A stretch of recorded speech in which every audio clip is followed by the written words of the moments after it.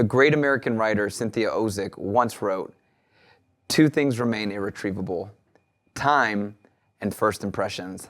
Let's talk about synthesizers and firmware updates.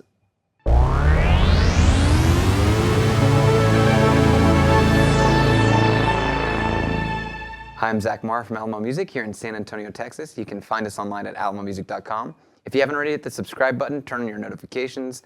This is our Alamo Sound Lab channel where we talk about all things music tech related. And today I'm doing a meditation on synthesizer firmware updates because I think it's a really interesting topic. And unfortunately, we shot this video once before and my throat was not torn to shreds. And so I hope this video and the thoughts will be clear. I'm a little under the weather. But it's really interesting because when synths are released, if they have some fatal flaws in their firmware or their design, a lot of times there's not a second chance. They kind of get pigeonholed into obscurity simply because they were too buggy upon their release. An example of this I can think is like the Korg Prologue, which we've done a video on.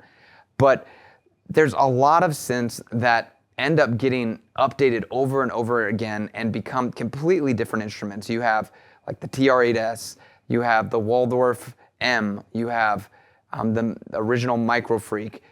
All of these synths, the Novation Bass Station, all of these synths were one thing when they came out, and by the end of firmware 3.0 or 4.0 were entirely different instruments. And I think there's a really interesting tension in this, and we live in a funny time because in the world of movies, in the world of video games, in the world of music, what's released has the ability to be edited via the fact that most of what we use is powered invisibly. So an example is Boba Fett or The Mandalorian, one of those two. The original release had some issues in the shooting and they later edited out, and now the real version is that you can stream online, has those things edited out.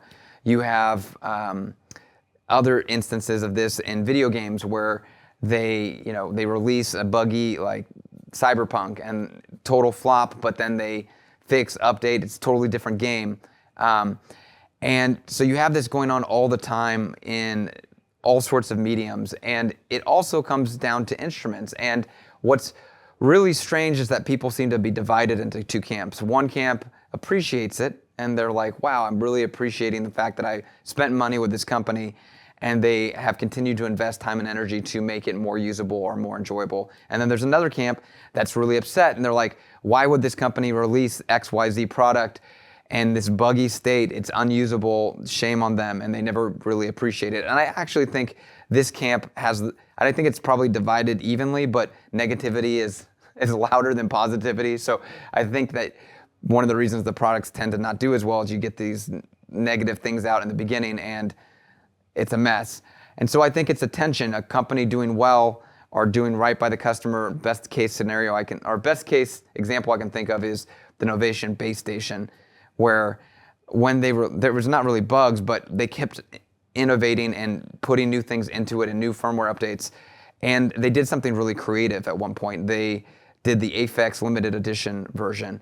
And what they did was they created a basically completely different instrument and packaged it in this new cool packaging to be like an Aphex Twin model. But to their credit, what they also did is they made that firmware or that version of the instrument available via software for all the Novation Bass Station users that had already bought the product. And I think that was really clever. And I think they also hit on something that I think a lot of manufacturers could learn from, which is they repackaged it. I think sometimes these companies put money into firmware updates and they don't necessarily get the return on their investment from more people buying the product because people are fixed on the first impression. They're like, well, there's all these negative reviews and they don't understand that a firmware update is a new instrument. And it really doesn't come across in the packaging or the web listings or whatever.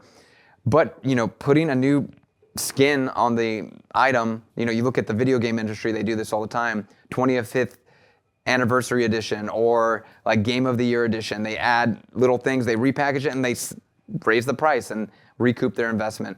I think synthesizer manufacturers could do more of this, where they really make a second instrument. They should redesign the entire packaging and maybe add a few features, and they would probably create new life in the product. And if they make it available to the previous version 1 users, I think they would not necessarily piss off their user base either.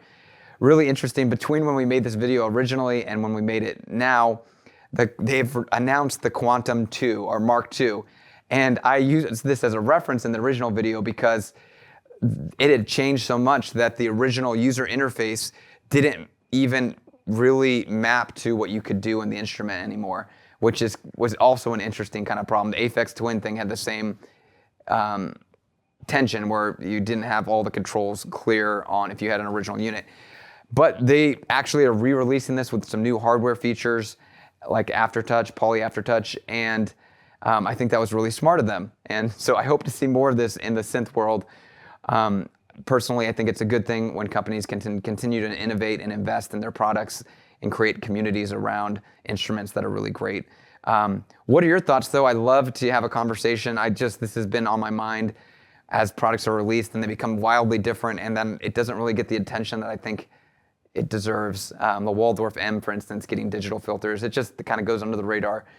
But again, would love to continue the conversation. Do you guys view manufacturers as being greedy if they repackage it and kind of re-release it on Mark II, even if it's not that different? Do you think it's smart? Please leave a comment below. Would love to hear your thoughts. And again, thanks for watching. And remember, the synthesizer that you're making music on is the best synthesizer. I'm borrowing that from Chris in the Guitar Channel, but I think it's a great line. So until next time.